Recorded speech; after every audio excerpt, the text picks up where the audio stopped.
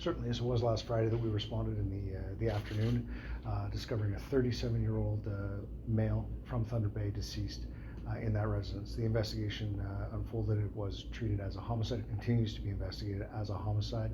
In terms of new developments, at this time we're prepared to confirm that there was a firearm involved in this incident.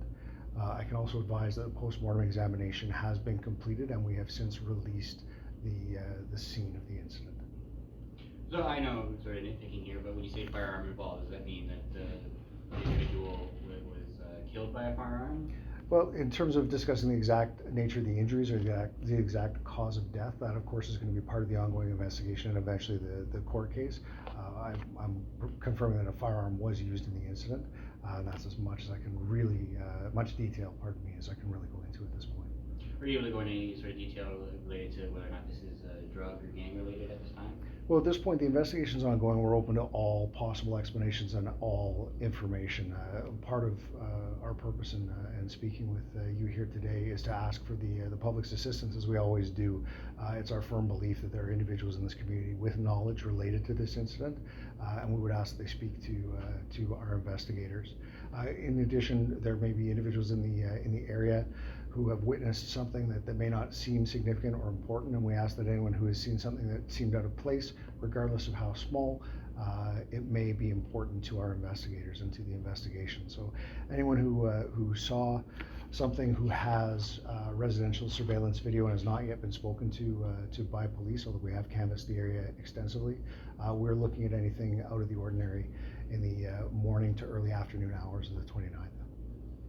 Any suspects or persons of interest been identified? There are persons of interest with whom we wish to speak, certainly, and witnesses that we still seek to take formal statements from.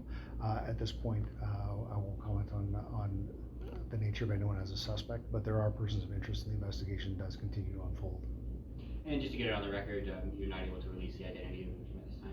Well, at this point in time, our investigators continue to communicate with the family of the deceased, and so we're not commenting upon the identity specifically until such time as we've had that conversation with the family.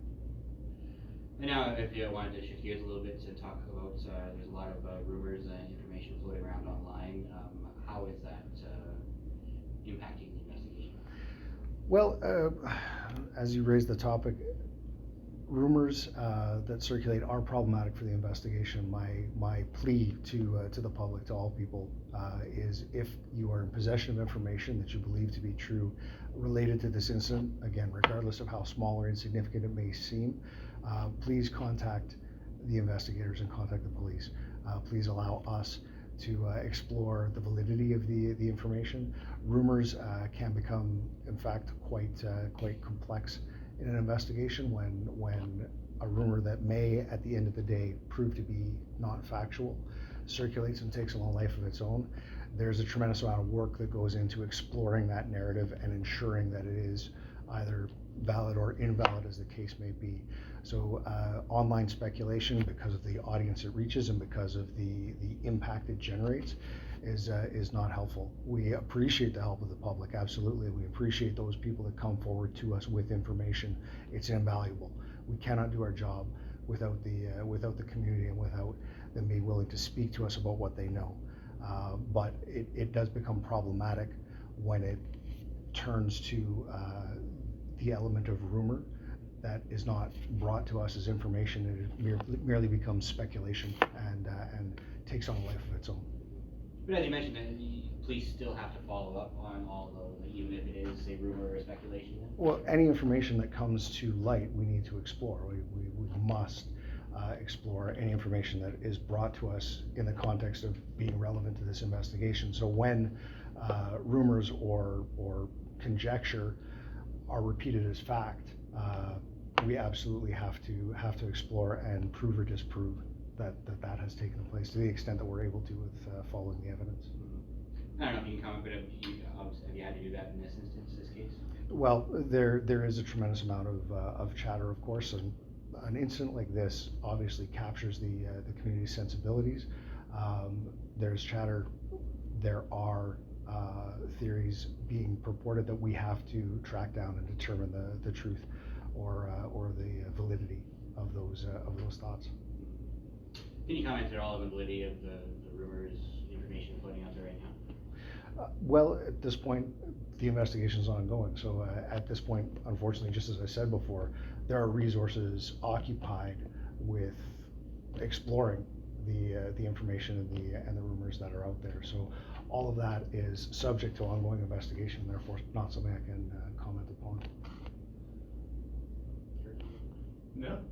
Maybe just, was the residence on Montgomery, was it known to police at all, or was the victim known to police at all?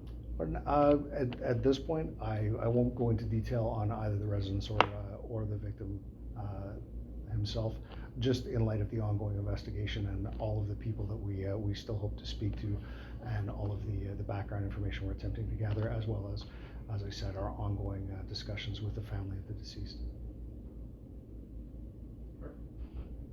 Yeah. Anything you'd like to add?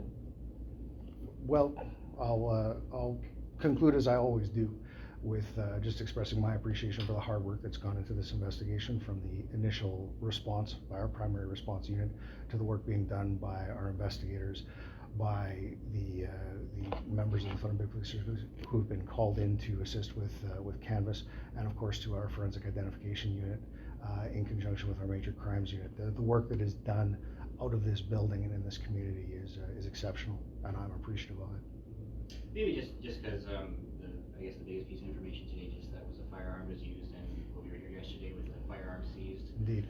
So I guess, is it just becoming that violent crimes, particularly homicides with firearms, is just becoming the norm now here in Thunder Bay? I don't know that I would say the norm, but certainly far more common. We are seeing a rise in the presence of firearms. We're seeing a rise in firearm violence, and our homicides are now starting to become more regularly those that involve firearms. So in terms of stating a statistical norm, I don't know that I would go that far, but it is absolutely a trend that we're seeing an increase in. And I'm not sure the details of all the cases that have happened most recently, but have you seen any really brazen acts of firearm violence like we have in other cities like Vancouver or say Toronto, with say shootings out in the open in the public, on public streets? The firearm violence primarily contained, but I can't think of a better word, but contained to. Understood. I think I understand the thrust of the question.